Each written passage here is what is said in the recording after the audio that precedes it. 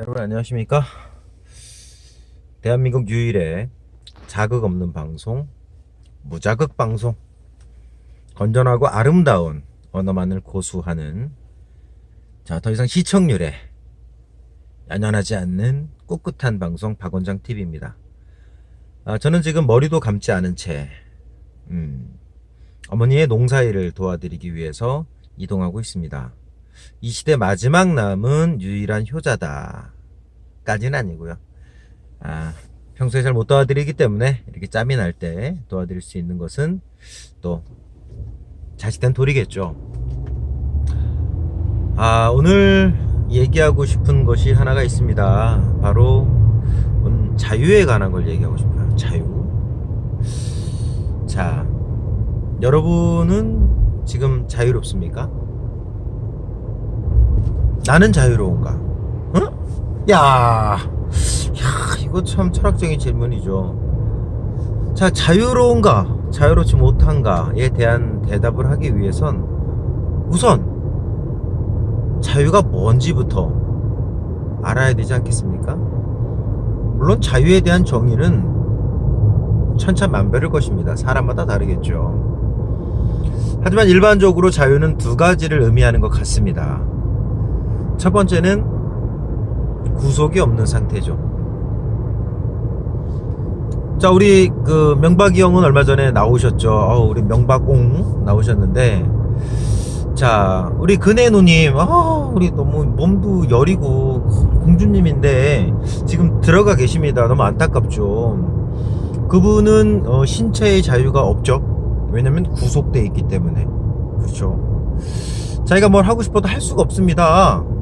환경이 본인을 못 움직이게 만드는 거죠. 그쵸? 자, 그런데 우리들 중에 구속되어 있는 사람이 있습니까? 지금 평범한 사람들은 하고 싶은 걸 하지 못할 이유가 없습니다. 밥 먹고 싶으면 밥 먹으면 되고, 어디로 가고 싶으면 가고, 그쵸? 만나고 싶은 사람 만나고, 내가 스타벅스를 갈까? 아니면 커피빈을 갈까? 아니면 집에서 그냥 커피 믹스 하나 타 마실까? 그런 자유가 있습니다. 반드시 이걸 이렇게 해라 라는 억압이 없다는 거죠. 물론 자유입니다. 자, 그러면 인신이 구속되어 있지 않은 대부분의 사람들은 다 자유롭게 사는 것이냐? 라고 물었을 때 꼭 그것만 같지는 않다. 그런 생각이 드는 거죠. 예를 들어 볼까요? 우리 학생들이 있습니다. 중학생, 고등학생들이 있다고 쳐보죠. 그 학생들 자유롭죠. 그런데 뭔가 자유롭지 못한 측면이 있습니다. 그 친구들이 외박을 하고 싶다. 오늘 친구네 집 가서 신나게 놀고 싶다. 그럴 때 어떻게 됩니까? 부모님의 허락을 받아야 되죠. 허락 없이 그럼 뭐 비행 청소년입니까? 날아다닙니까 비행? 속상합니다. 그렇습니다. 자유에는 또 다른 측면이 존재한다는 거죠.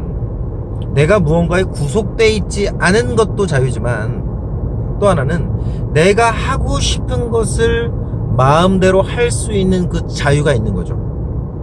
그래서 내가 어딘가에 얽매이지 않을 자유, 그 자유를 우리는 소극적 자유라고 하고요. 내가 하고 싶은 것을 할 수 있는 자유, 그 자유를 우리는 적극적 자유라고 합니다.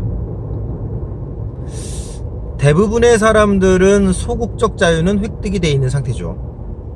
하지만 적극적인 자유에 대한 성취는 쉬운 일이 아닙니다. 그렇죠. 자, 본인은 안 그런 것 같다고요? 본인은 다 갖고 있는 것 같다고? 안 그럴걸요? 만약 여러분이 회사원이라고 한번 생각해 보시죠. 회사 일을 미친듯이 좋아서 하고 있으면 상관이 없습니다. 근데 여러분, 양심의 손을 얹고 한번 생각을 해 보시죠. 우리나라 근로자들 중에서 회사의 이익이 곧 나의 이익이다.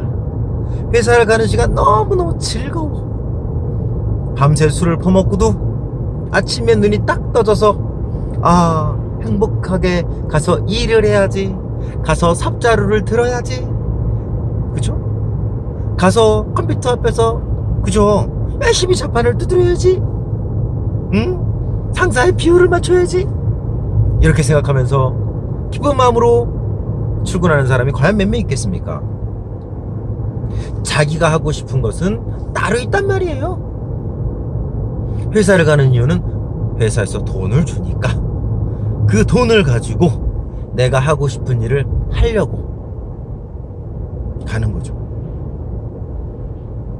그러니까 회사에 가는 일은 나의 자유가 아닌 거죠. 나의 자유를 위한 약간의 수단인 거죠. 근데 그 수단이 너무 길다. 하루에 8시간씩 10시간씩 잔업하는 나는 12시간씩 일을 합니다. 자유롭지 못한 상태로. 자, 좋습니다. 그럼 우리가 우리 학생들을 생각해 볼게요. 어른들이 이렇게 삽니다. 자유 없이. 어떻게 해야 되겠어요? 그런데 왜 그런 자유가 없는 겁니까? 이 적극적 자유는요, 적극적 자유를 누릴 수 있을 만한 능력이 있어야 되는 거예요. 그건 저절로 주어지는 게 아니라 본인이 획득하는 겁니다. 적극적 자유는 획득을 할 수밖에 없는 거예요. 누가 주지 않아요. 왜? 내가 원하는 것은 나밖에 모르거든요. 내가 원하는 것을 남들이 거저주지 않거든요. 그렇죠? 적극적 자유를 획득하기 위해선 그 자유를 획득할 수 있는 능력이 구비가 돼 있어야 되는 겁니다. 그렇다면 우리는 어떻게 해야 될까요? 늦지 않았습니다. 지금부터라도 내가 원하는 것을 찾아서 할 수 있는 능력을 키워나가면 되는 겁니다. 그런데 너무너무 큰 문제가 있습니다. 너무너무 큰 문제가 있어요. 뭐냐면 내가 뭘 원하는지 몰라. 1차원적으로 그게 있어야 될 거 아닙니까? 내가 뭘 원하는지 알아야 그거에 맞는 능력을 키워나갈 거 아닙니까? 그죠? 8시간 일을 하고 와서, 회사에서 일을 하고 와서 나머지 2시간 3시간을 내가 원하는 미래를 위해서 투자하려면 내가 뭘 원하는지 알아야 될 거 아니에요. 안 그래? 그런데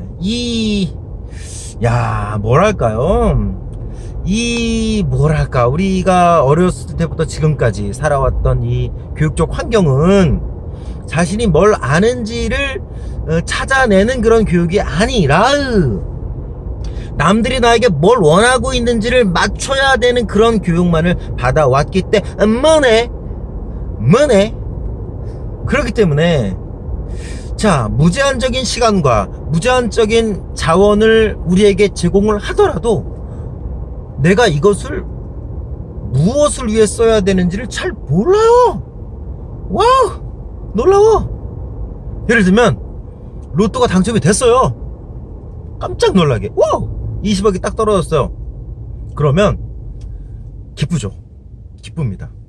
근데 이 로또 당첨된 사람들의 결말을 보면 그 사람들이 꼭 행복하게만 사는 건 아니에요. 그쵸? 돈을 흥청망청 쓰고 하고 싶었던 걸 하겠죠. 그런데 그 하고 싶었던 것들이 거의 다 소비에 관한 것들입니다. 어떤 소비? 그냥 물질적인 소비죠.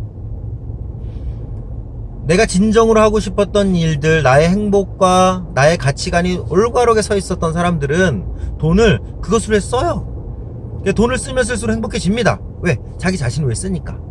그런데 그런 주체적 사고방식이 없는 사람들은 큰 돈이 생겼을 때요, 그것을 그냥 물질적 소비와 향락에 써버리고 맙니다. 그게 행복인 줄 알고. 근데 어떻게 돼요? 시간이 지나면 그게 행복이 아니라는 걸 알게 되죠. 왜? 자신이 진정으로 원하는 건 그게 아니었던 거예요. 근데 진정으로 원하는 게 뭔지 몰라. 뭔지 모르니까 밑 빠진 독에 물 붓는 것처럼 돈은 많은데 막 써버리고 나니까 계속해서 뭐가 와요? 공허가 오고 허전함이 옵니다. 아유. 그런 겁니다. 사람의 행복은 돈의 문제가 아닐 수도 있는 거예요. 뭐가 문제다? 내가 진정으로 나 자신을 잘 알고 내가 언제 행복한지를 캐치한 사람이 돈도 쓸 줄 알고 일과 시간도 그렇게 보낼 수가 있는 겁니다. 아시겠죠? 좋습니다. 오늘은 우리 자유에 대한 얘기를 좀 나눠봤는데요. 다음 시간에 또 전혀 자극적이지 않고 아름답고 따뜻한 이야기로 또 뵙도록 할게요. 안녕.